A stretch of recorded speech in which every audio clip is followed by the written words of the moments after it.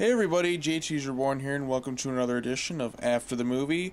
There's a new Insidious movie coming out this weekend, and I wanted to go back and rewatch the entire series, so there's only 4 of them, but I was going to watch 1, 2, and 3 tonight, and then go tomorrow, at the time of recording this, and see Insidious The Last Key, or Insidious Chapter 4, or whatever you want to call it. But yeah, so I just rewatched the first movie. And let me first take you back to when I first saw this film. This is about like 2011, I think. Yeah, 2011. I went and saw Insidious. Didn't know what to expect. I thought it looked kind of cool from the previews. I went into the theater and it genuinely freaked me out. Like, it scared the shit out of me at the time. And I'm generally not someone who's not all that scared by horror movies, but that's one that kind of got to me.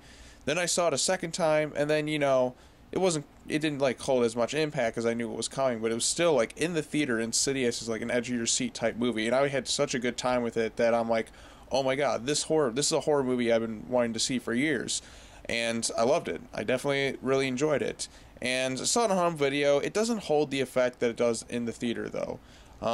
There's just something about seeing Insidious in the huge theater for the first time that, I don't know if it came out at the right time, but I definitely loved it. It definitely scared me.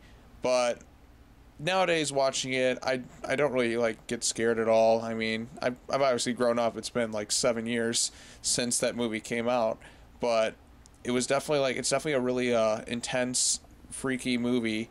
But it still is a good movie. It's not quite as good as, say, like The Conjuring 2.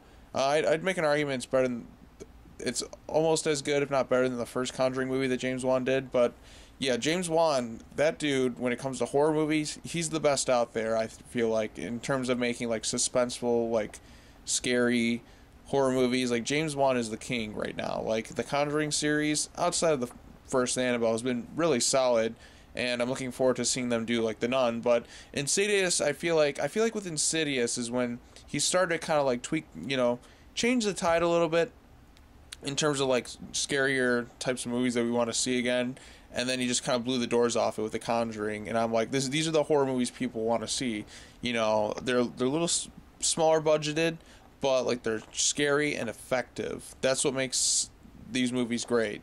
And you have a good cast too. You have Rose Byrne and you have Patrick Wilson, who's pretty much become James Wan's go-to guy.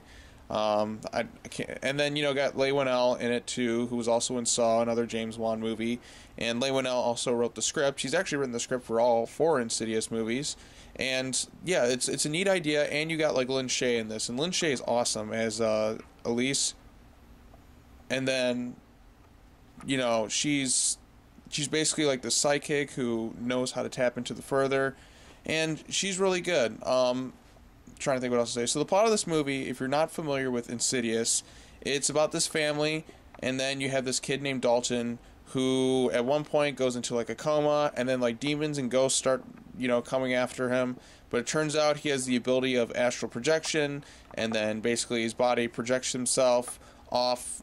He goes off one night, sleep in his astral form, and then he gets separated, and all these demons and entities are trying to take over his body. And one of them has been nicknamed Darth Maul because the demon looks like Darth Maul. I think he's called Lipstick Head or something like that.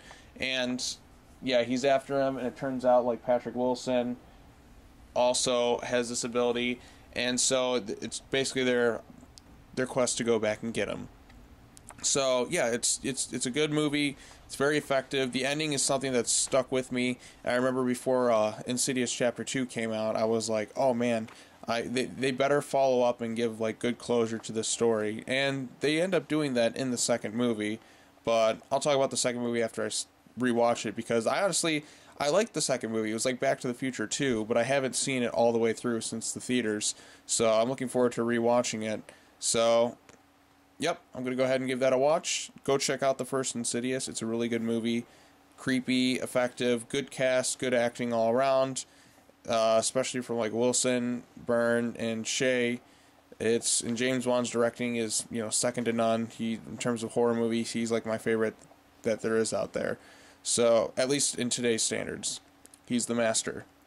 But anyways, that's going to wrap it up. Thank you for watching, and I'll see you guys very shortly in the Insidious Chapter 2 review. So check that one out too. Alright then, bye-bye.